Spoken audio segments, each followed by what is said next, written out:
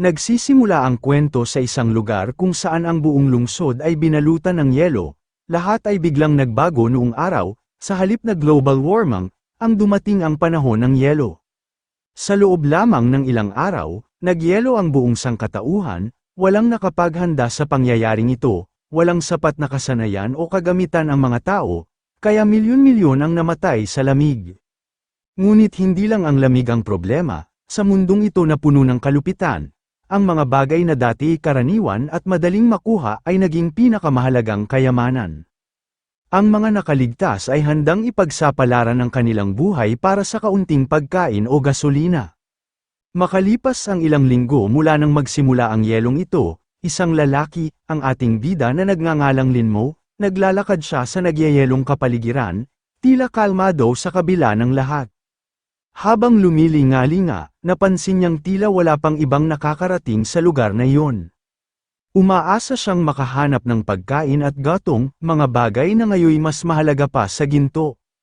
Nakalubog sa yelo ang mga lungsod, at mukhang sapat ang kapal ng yelo para lakarin at inakala niyang ligtas ito.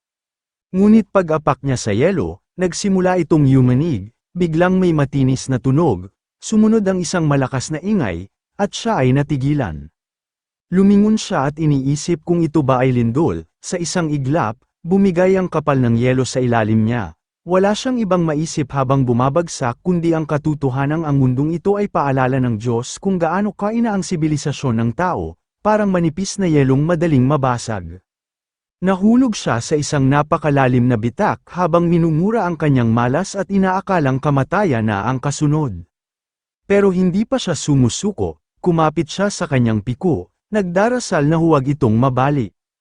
Pero wala ring nagawa yun, patuloy siyang dumulas pababa, hindi makapreno sa pagbagsak. Sa huli, bumagsak siya ng malakas, dumaan sa mga patong-patong na yelo, hanggang tuluyang bumagsak sa ibabaw ng isang malaking gusali, sa lakas ng impact, nagsiliparan ang mga tipak ng yelo. Sa kabutihang palad, bumagsak siya sa bubong ng isang gusali na natatakpan ng makapal na nyebe, na siyang naging salbabida niya. Kung yelo yun, tiyak na patay na siya. Napangisi siya habang iniisip ang muntikang pagkamatay. Naalala niya ang isang kasabihang lumang-luma tungkol sa mga taong nakaliligtas sa trahedya, patunay kung gaano siya kalapit sa kamatayan, bagaman may kaunting pag-asa sa kanyang mga mata. Dama rin ang pagkalito at takot, napaisip siya, baka may mas masahol pa kaysa sa lamig sa mundong ito. Ngunit sa gitna ng kanyang paghinga nang maluwag lumitaw ang isang halimaw sa harap niya, may balat na maputi, matipunong katawan, maraming mata at sungay at tinatawag nila itong white skin, isang nakakatakot na ngiti na nagpapahiwatig ng panganib, isa ito sa mga nilalang na nangangain ng tao sa nagyayelong mundo. Sa gitna ng takot, nanlaki ang mga mata ni Mo habang sinasabi sa sarili, kung sinuswerte nga ba talaga siya. Agad siyang bumangon at buong bilis na tumatakas mula sa white skin, iniisip niya na ang swerte ay naging malas. Habang siya ay tumatakas, may lumitaw na kulay asul na parasitong nilalang sa itaas nila nakakapit sa yelo na matulis, at pinagmamasdan sila. Lumilingon siya, takot at desperado, habang napagtatanto ang panganib ng kanyang kalagayan. Isang matulis na tipak ng yelo ang nahuhulog pababa na parang sibat, mabilis, matalim, at malakas. Nagulat ang halimaw sa biglang pagbagsak ng malalaking yelo sa paligid nito, napasigaw ito ng malakas at tumama ang mga matutulis na yelong sibat mula sa bibig at katawan nito na agad nitong ikinamatay. Naisip ni Linmo kung ang ingay ba ang sanhi ng pagbagsak ng yelo, pero binaliwala niya ito, ang mahalaga, naging ligtas siya. Ngunit hindi pa rin tapos ang lahat, bigla siyang napatingala at wala pang ilang saglit, bigla namang gumuho ang mga bato mula sa itaas, namutla ang mukha ni Mo, alam niyang nasa bingit na siya ng kamatayan.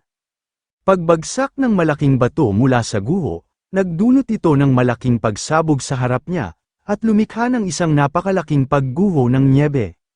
Tinangay nito si Linmo, alam niyang may masamang mangyayari at iyon ay malilibing siya ng buhay. Ilang sandali pa, nabalot na siya ng mga nyebe, katabi niya ngayon ang asul na parasitong nakita kanina. Lumapit ito sa kanyang nakalabas na kamay, at nagsimulang kumapit dito. Bigla siyang nagising, nagulat ng mapansing kulay asul na ang isa niyang mata. Hindi niya maintindihan kung ano ang nangyari, sabay kamot sa batok pakiramdam niyang makati ito, ngunit ang hindi niya alam na nasa loob na ng katawan niya ang parasitong nilalang. Nagpasya siyang kalimutan muna ang nangyari, at dahil matagal na siyang nasa labas, kailangan niya ng magmadaling umuwi. Sa kabutihang palad, nakakita siya ng isang tsokolate sa lupa, masaya siya kahit papaano, hindi siya uuwi nang walang dala.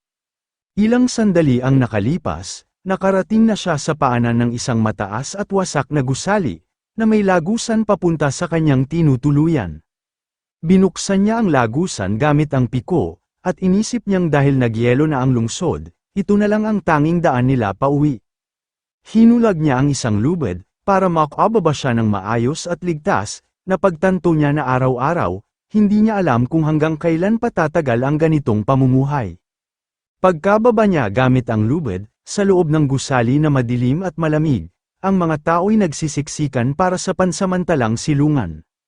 Pinagmasdan niya ang mga taong nakapaligid, tulad ng kalagayan sa labas, halos wala ring pinagkaiba, medyo masama rin ang sitwasyon sa loob ng gusali at hindi rin ligtas. 2 tao ang nakaupo sa isang sulok, balot na balot, pagod at gutom, mga naipit doon mula pa noong dumating ang sakuna, maraming tao ang nakulong sa gusali, at may kakaunti lang din na supply, at hindi malayong may gumawa ng masama.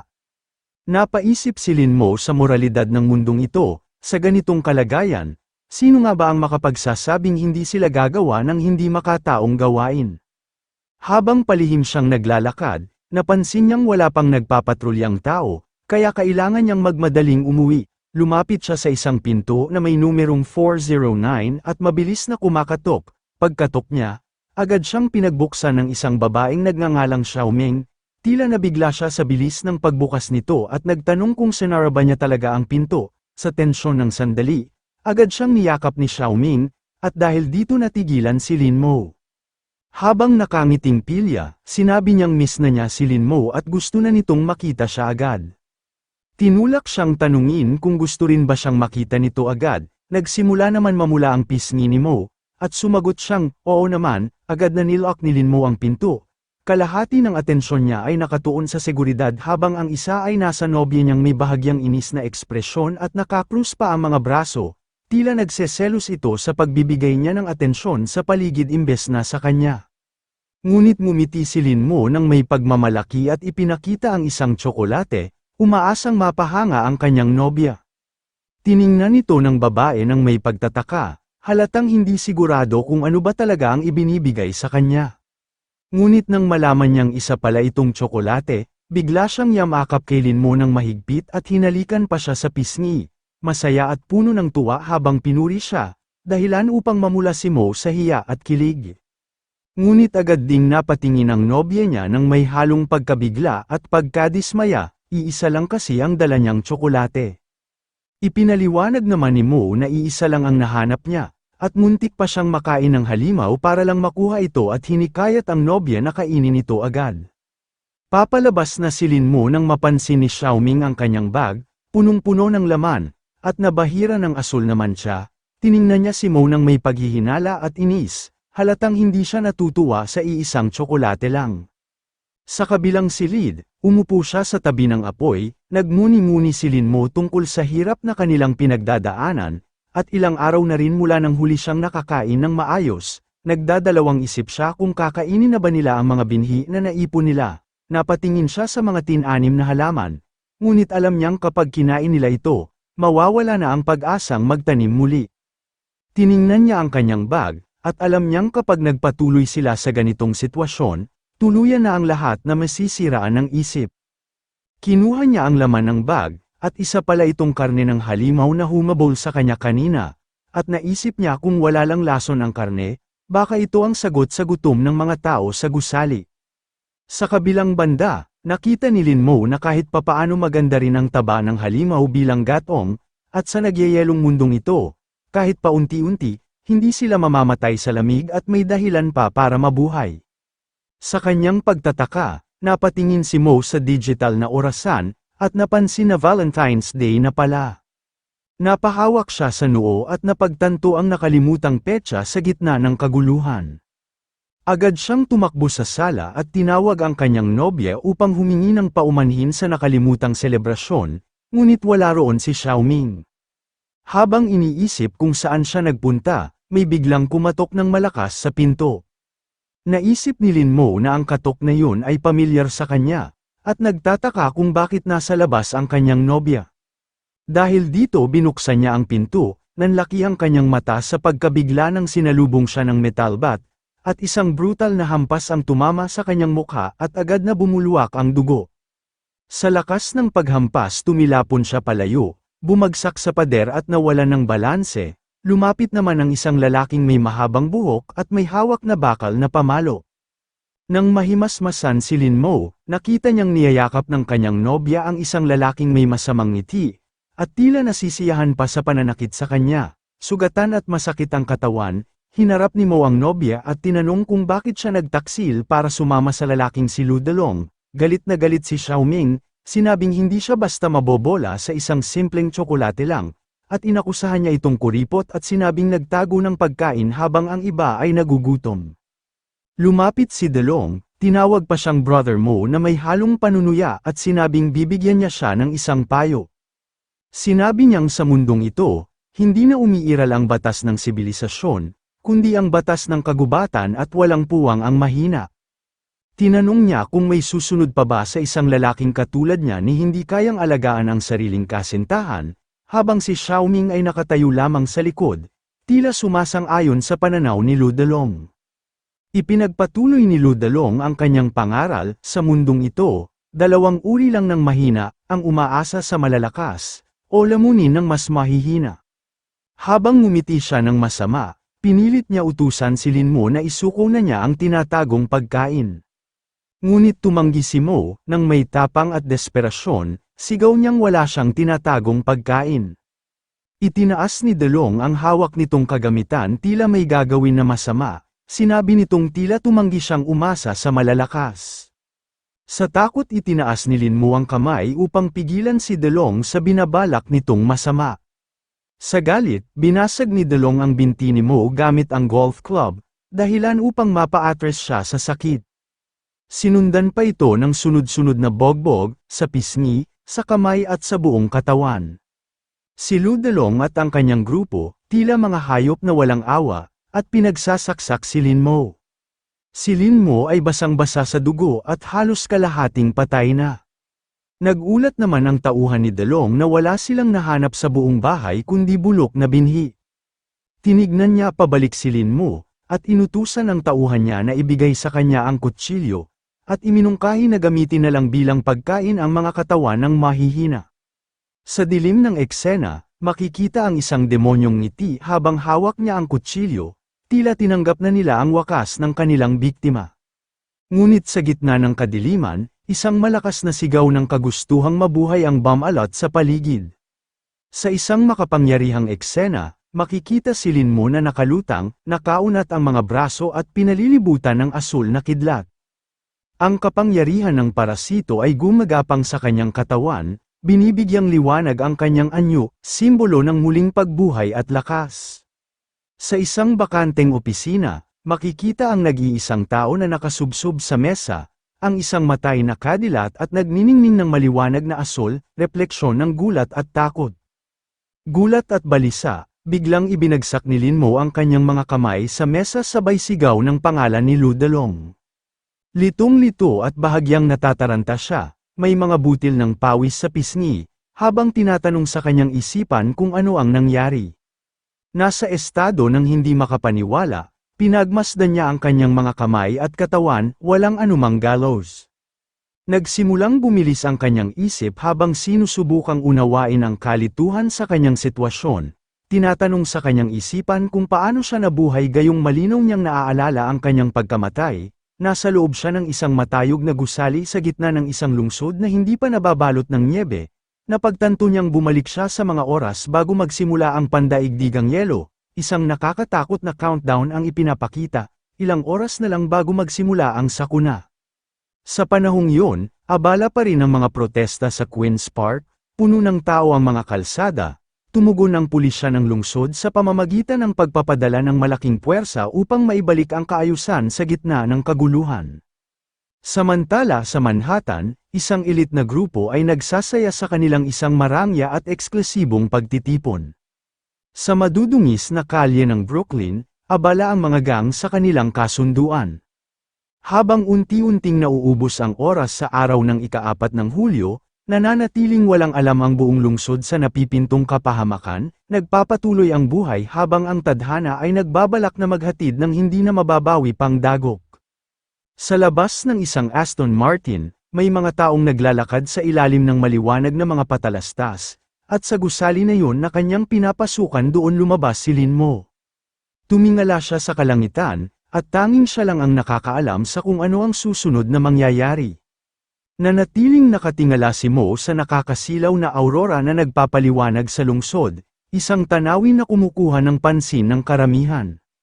Ngunit taliwas sa iba, nauunawaan ni Lin Mo ang tunay na kahulugan nito, ang nakabibighaning liwanag ay hudyat ng paparating na nagyayelong kapahamakan. Habang nakatayo sa ilalim ng maliwanag na aurora, tumunog ang kanyang cellphone, alam niyang iisang tao lang ang tatawag sa kanya sa oras na yon. Pagtingin niya, nakita niya si Xiaoming ang tumatawag sa kanya, at alam niyang hihingi ito ng pera. Sa isang nakaraan na alaala, may ngiting may ibig sabihin si Xiaoming habang ipinapakilala ang sarili bilang isang marupok na babaeng kailangang umasa sa malalakas. Ngunit napagtanto ni Lin Mo na siya ay nalinlang sa inosenteng anyo nito at ipinagkanulo siya sa iba. Sa galit at pagkaalala sa pagtataksil nito, nagpa siya si Mo na tuldukan ang lahat, at matatag niyang pinindot ang berdeng call button. Sa kabilang linya, si Xiaoming ay tila walang pakialam, nagtatanong kung late pa rin ba siyang nagtatrabaho at kung napansin niya ang magandang aurora sa langit. May pilyang ngiti sa boses nito nang humingi ng pera, dahil na maxed out na raw ang kanyang credit card. Hindi na nakapagpigil si Lin Mo, mariin niyang sinabi kay Xiaoming na makipaghiwalay na siya at huwag na siyang kontakan. Pagkatapos walang pag-aatubiling binura niya ang lahat ng impormasyon ni Xiaoming sa kanyang cellphone, at handa na siyang tuluyang alisin ito sa kanyang buhay. Habang naglalakad palayo, pinagnilayan niya ang kanyang bagong pagkakataon, aniya, ang babaeng tulad ni Xiaoming ay magiging panganib lamang sa kanya. Hiniling niyang sana'y magyelo ito hanggang mamatay sa darating na nagyayelong mundo. Nang mabigyan ng ikalawang pagkakataon, ipinangako niyang paghahandaan niya ang paparating na sakuna. Alam niyang sa loob lamang ng ilang oras ay babagsak ang temperatura hanggang sa magyelo ang buong mundo. Bagaman mukhang may oras pa, alam niyang habang patuloy ang pagbaba ng temperatura, unti-unting maiintindihan ng masa ang bigat ng krisis, at hindi nito maiiwasan ang gulo, at ito pa lamang ang simula. Sa pagbulusok ng lipunan patungo sa kaguluhan, alam niyang ang manipis na kaayusang nagdudugtong sa mga tao ay tuluyan ng mawawasak. Sa kabila ng countdown, napagtanto niyang mayroon na lamang siyang isang oras upang makakuha ng mahahalagang supply at kailangan niya ng magmadali. Alam niyang hindi sapat ang pagkain at tubig, kailangan din niyang maghanda para sa sariling depensa. Sa kaguluhang paparating, ang kaligtasan ay nakasalalay hindi lang sa yaman kundi sa kakayahang ipaglaban ito. Para sa kanyang kaligtasan, naisipan ni Mo na mag-armas ng baril, isang mahalagang kasangkapan upang mabuhay sa gitna ng kaguluhang paparating, kaya't nagmadali siyang mamili ng pagkain, tubig, at armas. Hating gabi na nang mapansin siya ng dalawang pulis na nagpapatrolya sa lansangan, ang mas batang pulis ay agad nagduda sa presensya ni Lin Mo. Dahil dito sabik na mapatunayan ng opisyal ang sarili, kaya nagmungkahi siya na arestuhin si Mo upang maipakita ang kanyang kakayahan. Tinawag siya ng opisyal at inutusan siyang huminto at huwag gumalaw, ngunit hindi natinag si Lin Mo. Nakatutok ang mga baril ng mga pulis habang sumisigaw sila na itaas niya ang kanyang mga kamay, dahil sa kainahinalang kilos ay pinaghihinalaan siyang magnanakaw. Habang iniuulat ng batang pulis ang kanilang hinala gamit ang radyo, nainis si Lin Mo sa hindi pagkakaunawaan, napagtanto niyang ang kaguluhan sa lugar ay nagdulot ng sobrang tensyon, at siya ngayon ang nadamay. Habang nananatiling nakataas ang mga kamay, tinanong ng pulis kung ano ang hawak niya, kaya tumugon siya na hawak niya ay cellphone. Pagkakita niyang umabot sa 0 ang timer, napamura si Lin Mo sa sarili, ubos na ang kanyang oras. Napagtanto niyang hindi na siya maaaring mag-aksaya pa ng kahit isang segundo sa mga pulis na ito. Umaasa siyang matatapos agad ang inspection, itinaas niya muli ang kanyang mga kamay. Samantala, binalaan ng nakatatandang pulis ang kanyang batang kasama na huwag basta-basta lalapit at kailangan ng ibayong pag-iingat sa tensyonadong tagpong ito. Nanginginig at halatang kabado, inutusan ng batang pulis si Lin Mo na ipakita ang laman ng kanyang bag habang nakatutok pa rin ang baril. Ipinaliwanag ni Mo na isa lang siyang ordinaryong empleyado sa opisina, kinuha niya ang kanyang bag upang ipakitang wala itong banta. Dahan-dahan niyang isinuksok ang kamay, hinawakan ang isang bagay na nakatago sa loob ng bag. Ngunit nang makita ito ng batang pulis, biglang nagbago ang mukha nito sa takot at inakalang armas ang kinuha niya, at sa tensyon ay pinaputukan siya nito. Mabilis na lumilipad ang bala patungo kay Mo, napangiwi siya sa gulat at inis, alam niyang ikamamatay niya ito muli. Dahil wala na siyang oras, napuno ng desperasyon ang kanyang isipan. Kumapit siya sa ideya ng pangalawang pagkakataon, hindi siya papayag na dito na iyon magwawakas. Sa desperasyon na mabuhay, biglang nagising ang kapangyarihan ni Lin Mo, nagliwanag ang mata niya ng bughaw. Biglang sumiklab ang kapangyarihan sa kanyang katawan at tila bumagal ang takbo ng oras. Tinignan niya ang dalawang pulis, at hindi niya maintindihan kung ano ang nangyayari. Napansin niya ang bala sa harap niya na mabagal na gumagalaw, at malinaw na nakikita niya ang trajectory ng bala. Dito napagtanto ni Lin Mo na bumagal nga ang pagtakbo ng oras. Sinubukan niyang iwasan ang bala, para patunayan na hindi lamang ito isang ilusyon. Muling pinutok ng hangal na pulis ang baril nito, dahil dito mas lalo itong ikinagalit ni Lin Mo. Sumugod siya, ang kanyang katawan ay naglalagablab sa kuryente at nagniningas ang kanyang mga mata sa determinasyong hindi matitinag, at naisip na wala na siyang oras pa para mag-aksaya sa tulad nilang mga hangal. Sa hindi kapani-pani walang bilis, naiwasan niya ang bala na paparating at sa loob ng ilang hakbang sinuntok ni Lin Mo ang batang pulis ng buong lakas. Halos wala talagang pagkakataon para makaiwas ang batang pulis, salong-salo ng mukha niya ang suntok ni Mo na may matinding puwersa, sabog ang dugo mula sa impact. Tumilapon ang katawan ng batang pulis, tumama muna sa poste bago bumagsak sa lansangan. Samantala, napatitig ang opisyal sa eksena, nakapako sa takot, nanlalamig at pinagpapawisan habang nasaksihan ang bangis ng kapangyarihan ni Lin Mo.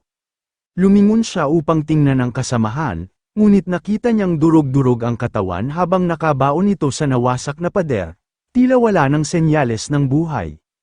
Sa takot, napaupo ang opisyal, napaatras siya. Hindi makapaniwala sa sinapit ng kanyang kasama, patuloy pa rin sa panginginig nito. Tinutok niya ang baril kay Lin Mo nang laki ang isang mata at tinanong kung ano nga ba siya. Humakbang si Lin Mo papalapit sa pulis, habang ang katawan niya ay nagniningning sa enerhiya, matalim ang tingin, at ang aura niya ay lumalagablab sa kapangyarihan. Malamig niyang tinitigan ito, sagot niya, pati siya ay wala ding alam sa nangyayari sa kanya.